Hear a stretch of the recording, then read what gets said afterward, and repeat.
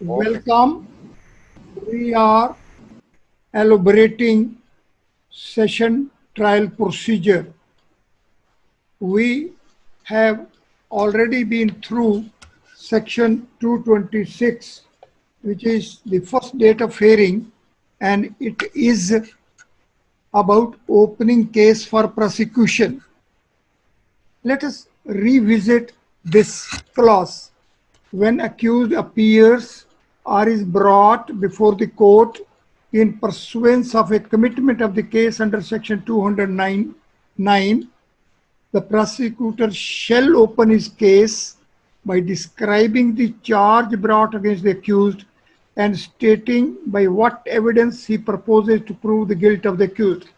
See, here there are features. Number one, accused appears or is brought, then it should be in pursuance of commitment of the case under section 209(9), and then in this background, on the first date of hearing, prosecutor shall open his case, and this opening of a case has two features.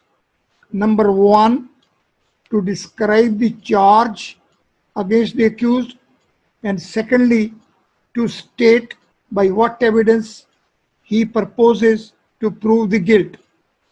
Therefore, the first thing to be described is the charge, and the second aspect is to state by what evidence he proposes to prove the guilt. As far as the second aspect is concerned, it takes us to Indian Evidence Act. As far as the first aspect was concerned, describing the charge, it takes us to section 209, where the case is committed, and that means the evidence collected and the documents referred, relied upon, are available. Therefore, charge is to be described in terms of the material which is part of the commitment file. However, when it is stated that he is to state what evidence he proposes to prove the guilt, there may be many informations, there may be much evidence, or there may be much number of documents, there may be statements and many things. However, here at this stage of hearing, the public prosecutor is to be specific. He is to specifically state by what evidence. The word used is evidence. It is not documents, it is not statements, or it is not facts. It is stated specifically by what evidence he proposes to prove the guilt. So the two words are important here, evidence and guilt. In the first state, it is a charge against the accused. So accused and charge against him is the first aspect, and the second is evidence to prove the guilt. Now, the word guilt as such is not defined, but we will come to it subsequently when we were analyzing whether here guilt simply means the offense or not.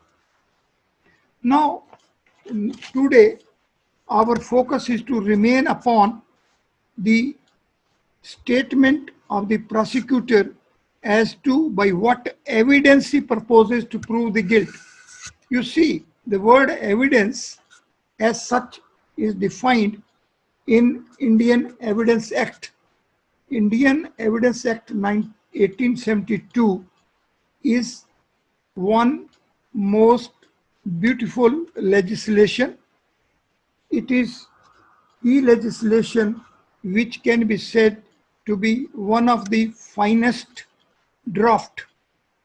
Now, here in this particular act, words have been defined, and the evidence itself is one such word which stands defined. Therefore, let us be through this definition of evidence in the Indian Evidence Act, and the context of the evidence word in section 226 of the Code of Criminal Procedure is to be presumed is as is the definition of evidence in the Indian Evidence Act. See, evidence means and includes. Here, the definition is made in a very different style. It says it means, and then also said it includes. Means this definition is a definition which is simply not taken as expression in some set of words of which have a meanings. It is a step ahead of a physical demonstration as that it is to include. So it is taken as a domain, it is taken as a basket. So evidence here defined is for the meanings as well as the domain, as the basket. Therefore, what it states, number one, all statements which court permits or requires to be made before it by witnesses in relation to matters of fact under inquiry, such statements are called oral evidence. Therefore, this definition of evidence stands linked with the statements which court permits or requires. Therefore, when we will be reading it in the context of section 226, then certainly here as well it will be impliedly taken that public prosecutor is putting up that here are the statements which be permitted as same are required or court will require, and it is in terms of these statements the guilt is going to be proved by the prosecutor. This part, this compartment of inclusion, this compartment within the box, evidence box, the evidence room, this portion is called oral evidence. So word oral evidence here means statements. So individuals, when will be examined as witnesses, would mean they will depose orally. And when we'll say they will depose orally, it would mean irrelevant to the statements. Therefore, the statements, though, are a written documents, but these are being taken as oral evidence as these statements are attributed to individuals who have to depose orally on oath and as per the procedure during the trial in a court. Therefore, oral evidence is statements. Statements are documents, but still these documents, which are statements of the individuals, are being defined as oral evidence. The second part is all documents, including electronic records produced for the inspection of the court, such documents are called documentary evidence. Now see, in the first part it is being said all statements, and then it is taken as oral evidence. In second clause said all documents. Now statements as such are also being taken as documents. So statements are documents because in many situations, say witness dies, witness is not available, but his statement is there, then that statement as such in that situation will be a document. But statement, when the witness comes to depose with respect to it, and it will be taken as an oral statement or oral evidence, and the previous statement, when will be confronted, it will become a document. Therefore, we have to take it that all documents, including in electronic records, so it is here made specific that electronic records are also documents. So the statements which were the oral depositions of individuals reduced into written form are being taken as the oral statements, and these statements, when are reduced put on a paper, or say in audios or in videos or in other forms, when these become documents, then same will also get included in the class 2 as well. Therefore, while we are at the first date of hearing, when we will be confronted with the opening of the case by the public prosecutor in respect of the evidence which he will be producing to prove the guilt of the accused. Now let us see. Word evidence as such is here, which has meanings and which also includes. Now see, the further word used is proved. Now Indian Evidence Act is also defining the word proved, disproved, and not proved. Therefore, while appreciating the opening of a case of a public prosecutor under section 226, and when he will state that here is the evidence which he will produce, and this evidence, in terms of this evidence, he is going to prove the guilt. Therefore, the word proved becomes a legal, specific, binding, implementing situation. So proved is defined in the Indian Evidence Act as a fact is said to be proved. See, what is to be proved? Only fact. Law is not to be proved. Fact is to be proved. When it will come to whether or not particular act at that particular point of time was in enforcement or not, it will become a fact. Whether the law was in force at a particular point of time or not is a fact. However, the law itself is a different thing altogether. Now, a fact is said to be proved when, after considering the matters before it. Now, the appreciation appears to be that fact, it will be said to be proved when the matters are to be considered. So matters here is the word which widens the scope of analysis to reach at the truth.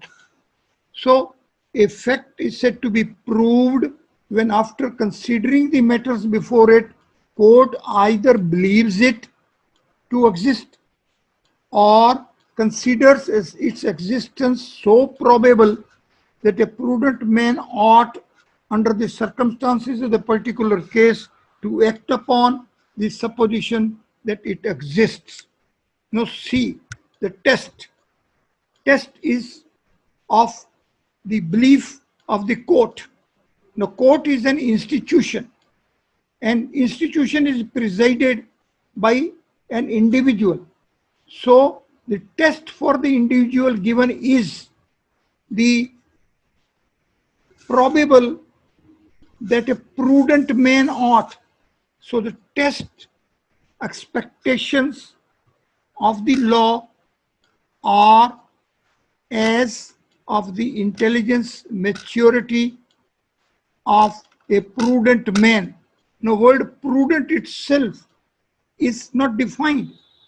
Therefore, this way, the factum of proof, whether or not a particular fact stands proved or not, will take us to the test of prudence.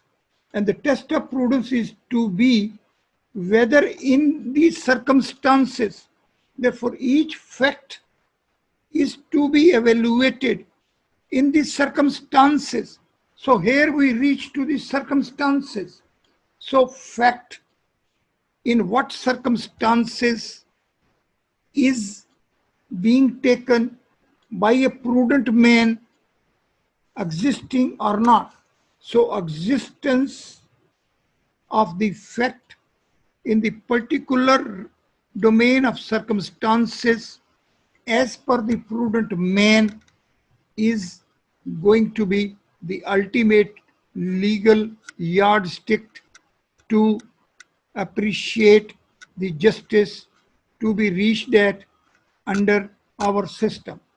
Now, in this context, let us read the another definition, disproved. So, word proved is defined and the word disproved as well is defined. It is said, a fact is said to be disproved when after considering the matters before it, the court either believes that it does not exist or considers its non-existence so probable that a prudent man ought, under the circumstances of the particular case, to act upon the supposition that it does not exist. See, completely opposite conclusion. Prudent man in the particular circumstances believes it is to exist or believes it is not to exist. Now the legislature is not stopping up till it. Then it comes with the third situation as well, not proved. Fact is said to be proved, not is said to be not to be proved when it is neither proved nor disproved. So it is this situation when the prudent man in the particular set of circumstances is not in a position to come to the conclusion whether it exists or it does not exist. So three situations are being considered by the legislature in respect of the proved, the elaboration, the requirement, the expectation of the law under section 226 of the Code of Criminal Procedure is that the public prosecutor is to make it specific, make it clear, make it explicit to the court and to the defense as that what is the charge for which he wants there shall be a trial of the accused. And further, at that very time, the public prosecutor is also under legal obligation to make it specific as that the evidence which he is going to produce to prove the guilt. See, not proved situation is not there. Disproved situation is also not there. The public prosecutor, the state is to prove. Therefore, to prove would mean a fact after considering the matters in the circumstances as that the prudent man will take it so probable. So now again take, we have a word probable, we have a word proved, we have a word disproved, we have proved not proved, we have a test of a prudent man, we have a test of the circumstances, we have the test as that the prudent man believes and probable. So believes, probable, circumstances take us to that our justice delivery system as such is fully dependent upon the prudence of the judge, the prudence of the public prosecutor, the prudence of the witnesses, and the prudence of the defense counsel and of the victim. Therefore, while we shall be appreciating the degree of success of the judicial system, we have to be conscious as that it is a human functional system. Human factor is at the center, and the human factor is of a prudent man. It is of the circumstances, it is of the belief, it is of the probabilities. Therefore, we have to visit and revisit our justice delivery system, being well conscious that it is a human factor which has the biggest role to play. That is why from investigations to prosecution, there are large number of phases at which the human factor is playing its role. And this is the reason why the system believes that it may not be up to the truth, so it may fall down, so appeal is provided. The basis of providing appeal as part of the system is further elaboration as that this justice delivery system coined by human beings is centered around the human factor. Therefore, I think that we shall proceed further with the session trial by taking us back to the first principles of the Indian Evidence Act first. Therefore, in the next session, I want that I shall revisit the Indian Evidence Act sequentially and in the order in which its sections stand arranged. It is the evidence, it is the evidence in terms of which the guilt is to be proved.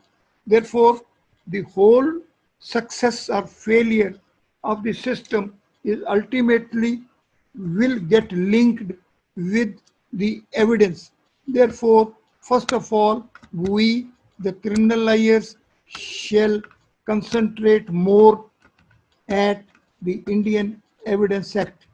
In this background, I think that we shall take up Indian Evidence Act in a sequential, systematic way. Yes, Vash. Yes, Deepak. So Yes. we will be proceeding with Indian Evidence Act from next session. So we shall have Indian Evidence Act with Act, and we'll start with section 1. We'll reach up till its 167th section, and we'll be through its legislative provisions, its amendments as well, and the degree of the human experience of collecting and adducing evidence since 1972 till this 2020. Thank you very much. Thank you, sir. Thank